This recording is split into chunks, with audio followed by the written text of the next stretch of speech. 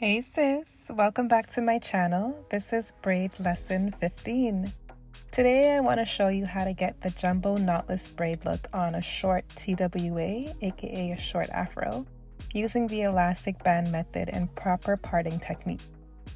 Watch and follow along with me while I take my sister from short TWA to long juicy braids using the pre-section braiding hair from Janet collection.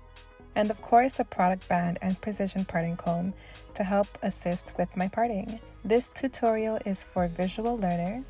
Follow along with either a friend or a mannequin and pause the video if you need to. Happy braiding!